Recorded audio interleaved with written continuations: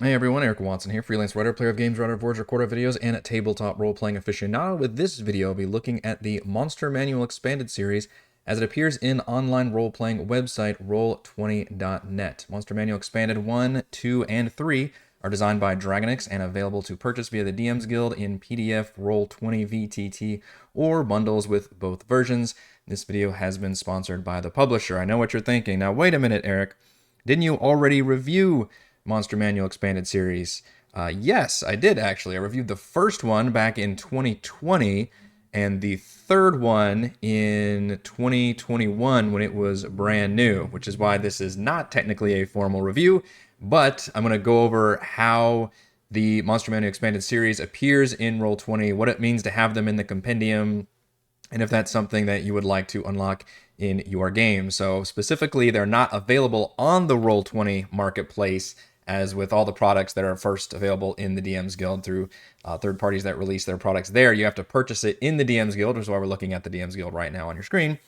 And then you have to purchase the specific Roll20 version of it, which will say very clearly, like Roll20, VTT Compendium. Make sure you've got that version or the version that includes both the PDF and Roll20 bundle together, and then that will unlock the compendium available in all of your Roll20 games. Also, as a bonus with this video, I'm going to break down my top 10 favorite monsters from all three of the Monster Manual expanded series as a way of just highlighting some of the coolest creatures you can have in there. By the way, I know you're probably staring at the Deadly Denizens book art right here. All I will say to that is stay tuned to the channel for me to also cover that one. So for the purposes of this video to show off Monster Manual Expanded, we're going to jump into a copy of Phandelver and Below the Shattered Obelisk, and one of my favorite dungeons, still one of the best just classic dungeon designs for 5e, which is the Red Brand Hideout. So spoilers, I guess, for the Lost Mine of Phandelver / Phandelver and Below, and one of the dungeons involved in there. But you all should be dungeon masters anyway, because you're looking at monster books. So Monster Manual Expanded, thankfully now Roll20 has upgraded the compendium system, which is far easier to search for somebody like me who has way too much stuff available in Roll20. But once you purchase this, you'll go into your compendium section, which looks like this stack of books right here in the middle. And that includes all the information, all the source books, any kind of rules, including monster books as well, that is shared between all of your Roll20 games, assuming, of course, you have added them into compendium, which they should always be available to you. It's just if they're available to other people, then you have to go into your compendium sharing system. But it shouldn't matter when it comes to monsters, because you don't need your players messing around with monster stat blocks at all. That's really for just class and rule purposes. So if we want to only look at Monster Manual Expanded creatures for this video, we're going to go down to Source, and we're going to make sure to only check off the 3 Monster Manual Expanded series books.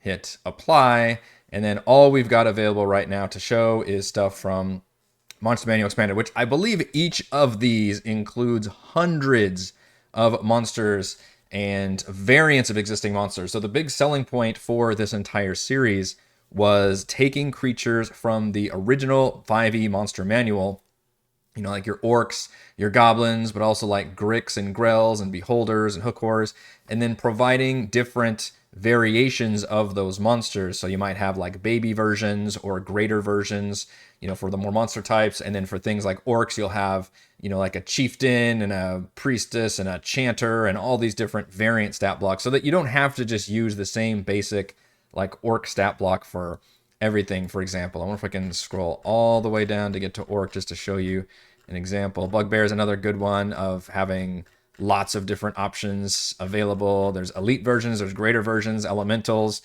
can come in small and large versions. G, H, I don't remember my alphabet, no problem. Why did I choose one that was so far down the alphabet? Orc, there was probably, I could have done goblin, there was a ton of goblins.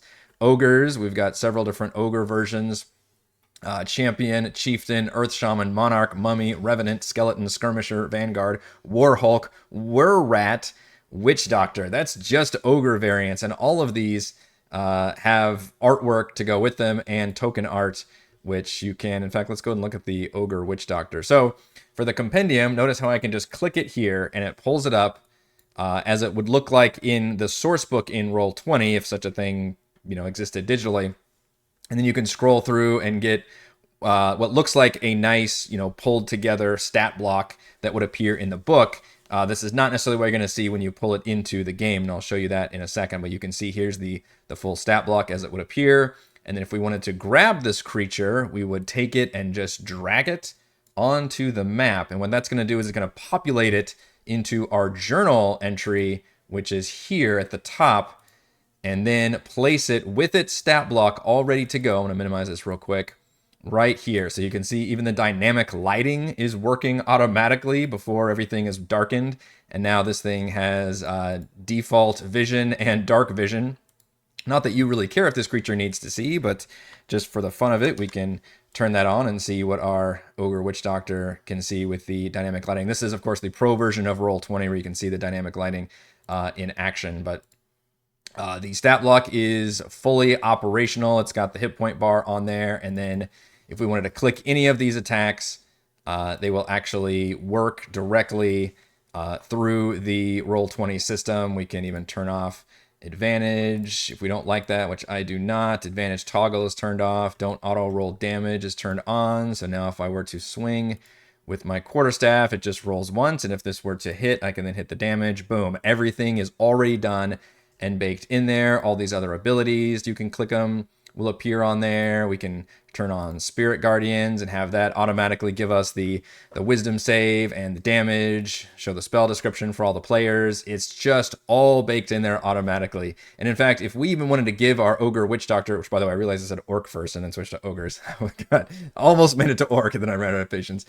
We can add more weapons and spells by searching for them in the compendium and then dragging them onto the screen and then giving more spells. I won't do that for the second because we'll have to back out of our Monster Manual expanded list of monsters right here. But all of these creatures are added on here. We will go down to Orc, as I said Orc, dang it. Orc Brigand, Champion of Grumsh, Conqueror, Doom Hand of Yurtus, Fist of Bogtru, Great Eye of Grumsh.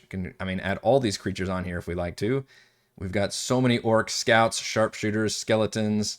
I believe there's Revenants and the Chanter, which is like an evil bard version. You see, you get this awesome token art. Now, I will say, if I have a criticism, which I always have criticisms in these videos, some of the token art does not show up particularly well compared to others. And I don't know if that's a product of the way the art was initially designed to fit into, obviously was not designed for tokens initially. But whoever did the job of converting this to Roll20, I would offer some constructive criticism, and that is take a look at some of the other tokens here on the board. It's actually a great example for tokens that look wonderful. They really highlight the face and maybe like the bust. And by bust, I don't mean like chest. I mean like a statue bust, which is like shoulders and above. That's what you want to put on a token because that's what's going to show up the best. And then players can, just extrapolate from there based on what the face and maybe the headpiece and the shoulders will look like. You can see the Nothic especially looks pretty good. Let's bring our Nothic out here. This is the original Monster Manual art versus, for example, some of the art in Monster Manual Expanded, which tends to show the entire artwork. Now, I know this art is awesome and you want to show it off, but I would just say it gets a little problematic when you have things that are so gigantic that you can't actually see them, especially if they're a more medium-sized token, which a lot of monsters are. Let's see if I can find... Yeah, this is when I had a big problem with the battle horror here. As you can see, even a large token like this is a lot of empty space. So I'm going to have to put on my criticism hat for a second and say this is not how you want to design a token. And look at, if it were this small, you'd be like, okay, wait, what is that? That looks teeny tiny, right? Like only by the grace of it being slightly bigger do you get to see. What they should have done is really just take this upper half, like, sorry, you don't get to see this small person running around down here, and use that as your full-on token, because otherwise it just doesn't end up looking very good. And for an example of that, I used the Deep Scion. I recently, for those of you that keep up with our live streaming D&D game, used the Deep Scion Assassin, which I think, yeah, I already put in this one, in my game because I needed this stat block. I needed somebody who was a rogue who was turned into a Deep Scion. It was absolutely perfect. It's got Assassinate. It's just a stronger version of a Deep Scion, a great boss battle. However, this token I was very dissatisfied with because it just shows the entire creature right there. And actually, it's somebody from the shout out to Demnix, fan of the show, who made me a different token. And here's a good example of what I would have preferred the token art look like right here. I love, by the way, the pop-out effect that a lot of these tokens have, especially the later ones in Monster Manual Expanded. You can see this Deep Scion actually does pop out of the token, like see the foot and everything sticks out. That looks great. But do that, but just do it with the proper like upper art on there. So that's my kind of rant about my criticism about Monster Manual Expanded. I absolutely love the stat blocks. I love the token art. However, the adaptation from the art to a token sometimes leaves a lot to be desired when it comes to some of these creatures. Not all of them, but just some of them look a little bit more unfortunate. The other thing it comes with, which unfortunately now I got to scroll back down, is the Monster Manual Expanded MONST Monster Manual Expanded Token Pack, which is Monster Man, did the Monster Mash, there it is, art pack. So this just gives you all of the token art decoupled from the stat block. So for whatever reason, you just wanted to use this token art and move it onto your board, you have it right there. Also, for those of you using advanced Roll20 stuff, it's easier to make rollable tables if you've already got the token art that's separate. So you wanted to have something that could transform into another token, for example. It's easier having it already as a token art where you can use that thing. But this way you can drag the actual tokens on here and just point them to, you know, whatever kind of token creature you want to without having to drag the entire stat block over here from the journal. So you'll get all of those entries in there. And like I said, each one of these is like hundreds of stat blocks. So I don't know what the final math comes out to, but I think it's like probably 800-900 total creatures that are included in Monster Manual Expanded in 1, 2, and 3. You know, variant. If you're assuming all of those different types are, you know, like the 8 different ogres we saw, if you include those as 8 different creatures, which I would because they're 8 different stat blocks, then yeah, you're gonna get an absolute ton of creatures involved there. But they've already got everything set up. You know, if you click on them, if you shift click on them, all their different stats will automatically work, and you can, you know, do all those saves and checks and things in here that you need to. Everything is done in Roll20 very easily, and their whole character sheet system. This part looks different than what you see in the compendium. As I showed, the compendium will make it look like it's from the book, whereas this character sheet is designed specifically to work with all those, you know, quick buttons and macros and all the different systems that Roll20 uses. So it does look different. And by the way, I'm using it in dark mode because of course I am. But it still has the same functionality. I did notice that in some cases there were creatures who had like bonus actions or reactions that weren't listed in the compendium stat block, although they were listed in their description.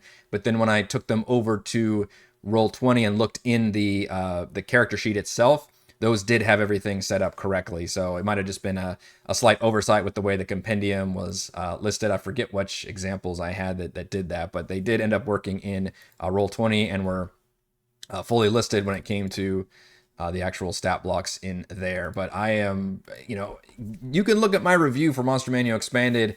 For some reason, I don't think I reviewed the second one, but for 1 and 3, it's just, they're basically must-haves. In fact, my verdict for Monster Manual Expanded 3, I said that it proves the series is still a must-buy for dungeon masters with a huge variety of awesome new monsters empowered by some of the best creature artwork you will find on the DM's Guild. That is very much true, and I really appreciate it. Especially probably the biggest difference between going from 1 to 3 is that the artwork game really goes up a huge notch and ends up with some amazing artwork. Although again, I wish the token art were done a little bit differently so that it would help show off. You know, I get wanting to show off this awesome art, but unless the creature is this big, you can't really get away with showing, you know, the whole, like imagine if you put like the whole skeleton here, you wouldn't be able to really see it very well, or all these people, for examples.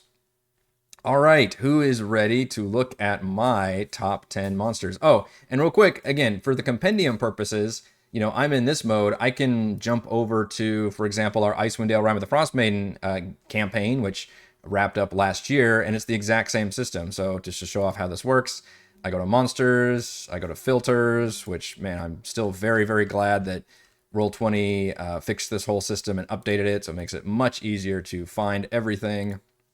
Click apply, and then we'll have access to all of our Monster Manual expanded creatures. Again, I'm in a completely different Roll20 game, and I can grab and drag, and it'll populate it in the journal, just like everything else. If I wanted to use this, ancient Remoraz, man, I wish I had something like that in my game.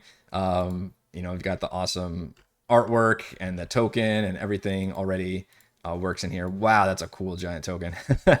So, everything is in the compendium that you need. So there's nothing about creating like a game. There's no add-on system in terms of, I have to make sure I add on this pack to the game. It's just always available in your compendium, so that every time you go to this compendium tab and search for a monster and you need it in whatever game you have, you can put it on there. Now, Eric, you may ask, man, you're really on my case right now. What's to stop me from just having, owning the PDF, and I can create my own monster in Roll20. I can even drag my, image on there through whatever systems I have to create the token art, make my own token, because there's software out there that does that, and cobble together my own creature from Monster Manual Expanded. And I would say nothing. There's nothing stopping you from doing that. It's one of the big advantages of Roll20, frankly, is that you can literally build an entire game from the ground up and not have to do anything. But I would recommend this for the same reason I would recommend, any campaigns like Rime of the Frostbane. It's money versus time, like everything in life. It's money versus time. How much time do you have to create all of those creatures that you may need, versus do you want the convenience of just saying, man, I really feel like I need a blah, blah, blah. Let me just search my compendium and see what I can do and pull it out, versus let me flip through my book, assuming you've at least purchased the book that far, and thinking, okay, well, I think I like this one, and now I gotta make it together in Roll20. And a lot of these creatures, they're by necessity more complex in a good way than the base creatures, because they're variants of those base creatures, right? So they'll have extra things on there, so it's even more work to be done. There's nothing stopping you from being able to do this all yourself. And yes, I would ultimately say having, adventures ready to go is probably more useful, because maps and stuff more useful than compendium things, but monsters would probably be up there with a very useful one to have. And I just like the convenience of, again, being able to just search that Monster Manual compendium, finding, maybe even inspiration for what I want as just almost like a shopping list of creatures. It's a brochure already built into my game here on the side. And then, seeing what I like, clicking on it, reading about, what the hell it does and different traits and things. And if I like it, I can drag it and move it on to my game. That's very convenient. But yes, you can technically just get away with using the PDF and creating what other kind of monsters that you like. All right, so having said all that, let's go over my personal top 10 monsters from all three Monster Manual Expanded series here in Roll20. Now, these are not actually ranked. Sorry to disappoint you. These are purely alphabetic. So in alphabetical order, these are my favorite top 10 creatures for Monster Manual Expanded. We are going to start with the Cloaker Lord. This is a more powerful, first of all, this token is bananas cool. The token art looks really great. This is a huge boss monster version of the classic Cloaker monster, which the Cloaker, I believe, is a CR5. So it's not even like a normal like minion level creature. So what happens if you have the boss of like already a pretty powerful creature that can, have those as minions? Well, it's a pretty damn powerful Cloaker Lord, huge boss who can command cloakers as part of his multi-attack action. He's got legendary resistance, has spellcasting with some very nasty spells, dominate person, hold monster, the black tentacles, major image, plane shift, invisibility, phantasmal force. Definitely that like sits in the back and just screws with you the whole time. Boss can create essentially mirror image on a recharge as a way of doing an AoE frighten effect. And on top of that has legendary actions where they can also cast spells and then do the command cloaker ability. Absolutely awesome job of this CR17 boss monster. My next creature is an example of one that's, seemingly less exciting than having this big fancy boss, and yet one that I think is going to get a lot of use. And that is just a cult leader. So the cultist and probably the cult fanatic are probably some of the more common stat blocks you're going to use in your game, besides like a goblin or a bandit and all those, which we already have like thug. We have some of, stronger versions of bandits.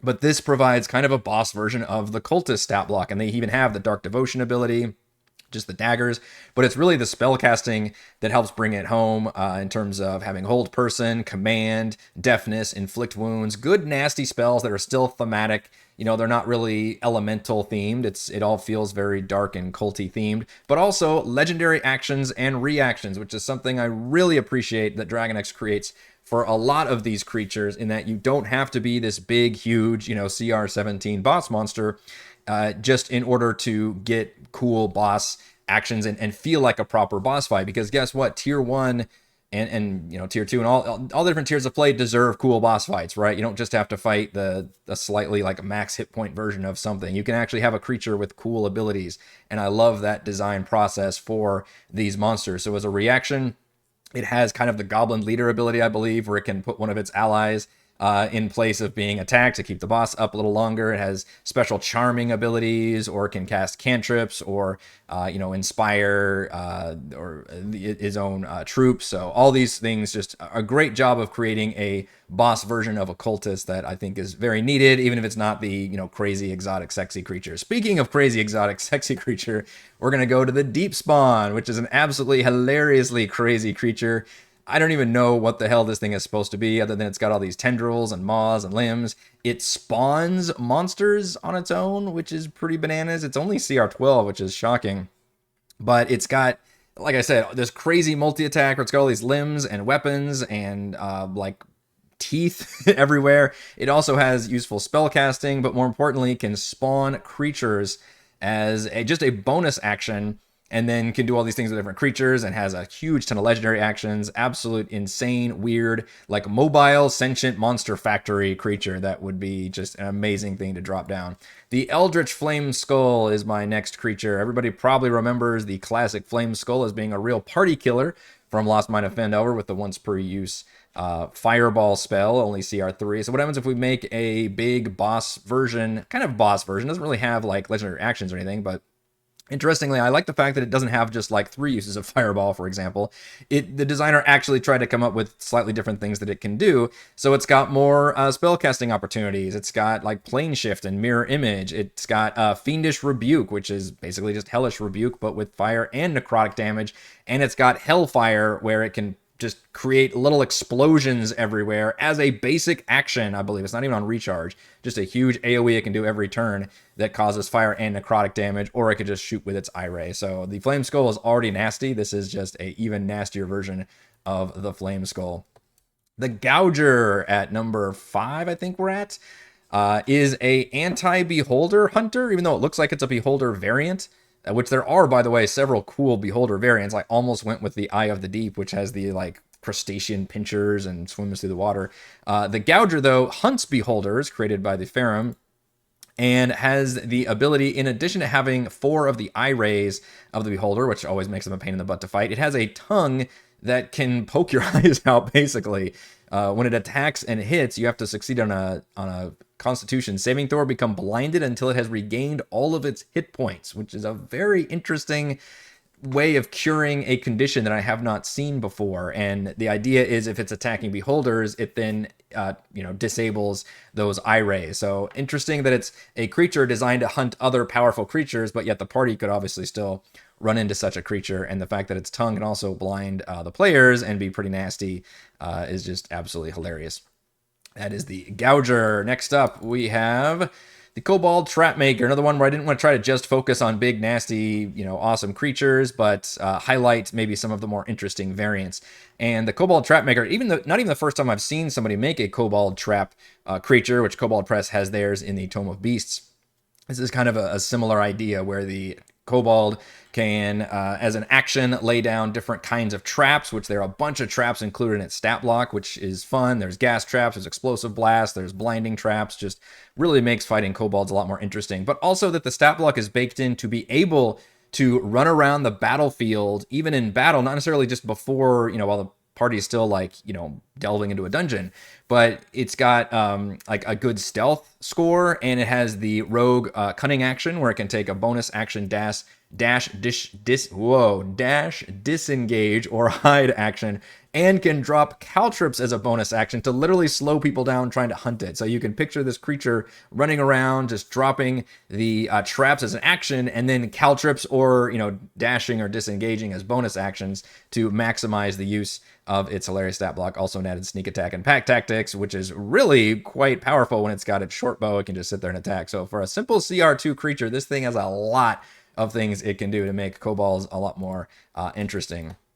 Oh man, the Mind Mantle is so crazy. So the Mind Mantle is a variant, obviously, of the Dark Mantle, which can, kind of rest on creatures, and it has the damage transferability where it starts trying to suck out your brains and, weaken its victim while players try to detach it and get it off. But if they're doing it just with their swords or something or their fists, then that's going to damage its victim as well. The Mind Mantle has a little bit of an extra thing with a bonus action called Madness, where it anyone that's already got attached to, so it's got to do its regular crush attack to meld onto its head, and suddenly the creature can see through the Mind Mantle's eyes, and it charms the creature, and then it forces the creature to then attack others, which is beautiful. I think if anybody pictured the Dark Mantle attacking, laying on there and covering somebody's head, like, this just feels like a natural extension of what you could do with a slight variant of the creature. I think that's almost the only difference that it does. It's still not that much beefy or anything else, but the fact that it just has the ability to, as a bonus action, just kind of temporarily take control of its victim and have them attack others. Absolutely beautiful design. I love it. All right, rounding out towards the end, we've got the Morg.